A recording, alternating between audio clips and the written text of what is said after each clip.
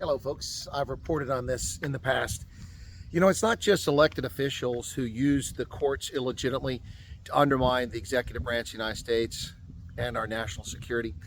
It's also civic organizations. And as I reported in the first Trump administration, it's oftentimes bureaucrats in the government themselves. The latest we hear is James O'Keefe is out there once again exposing the frauds. A gentleman named Arslan Akhtar, which translates to lion, Arslan, and Akhtar to star, a star or a good man. Neither a lion nor a good man.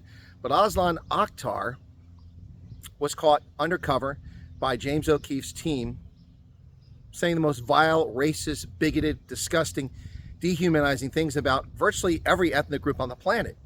Living here in America with an American accent, but clearly an Arab based on the way he's behaving and what he said.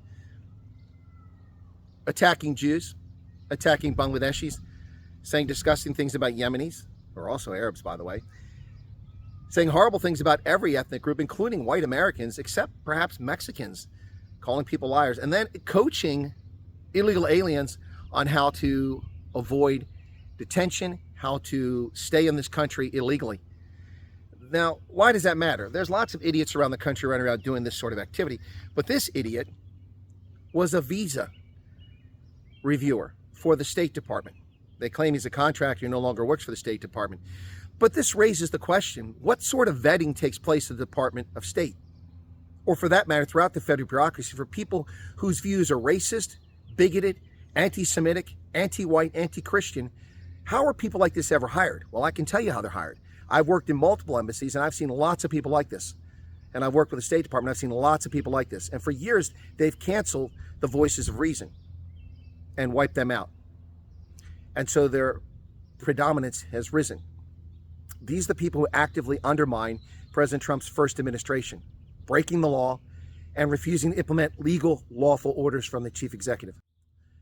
And they remain in the bureaucracy, many of them. Now, don't get me wrong. The vast majority of people who work for the federal government are good, honest, hardworking, dedicated, patriotic Americans. But this lot, there's far too many of them. Bigots, racist, and I assume he was born in America based on his accent, but obviously if he was born here, he's the child of recent immigrants who refused to assimilate and accept the ideas of America. Talking about how he helps illegal Hispanics stay in this country. James O'Keefe has once again done a brilliant job in exposing the harm that our government does to American citizens, to our American communities, by allowing this country to be flooded by illegal alien migrants, criminal alien invaders who come to this country, refuse to accept the norms, the mores, the values of this country, and bring their broken ideas from their broke-ass countries, come here, invade this country, and then demand that we change to their norms.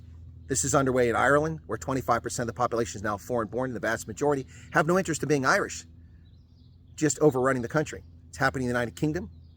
It's happening in Germany with 10 million foreign nationals, the vast majority of whom have no interest in being German, and demand and take advantage of a system that's designed for Germans, not for them. And in France, of course. And here in America, it's been going on for years. We're not outnumbered yet, Americans. Black, white, brown Americans are not outnumbered yet. But had this pace continued, it would be short order before this country is overturned into another failed basket case, just like so many other places. And it's people like Arslan Akhtar who are responsible for this. This man has committed crimes. The State Department says he no longer works for the State Department. I don't really care about that. What I care about is, what are the criminal charges he's facing? Is he facing criminal charges? What he did violated immigration law. It's a federal felony offense. And he did it as an immigration official working for the government, inside the government. Where is the outrage? Now, this story has only broken in the past dozen hours or so. But where is the outrage about people working for the federal government actively undermining federal immigration law?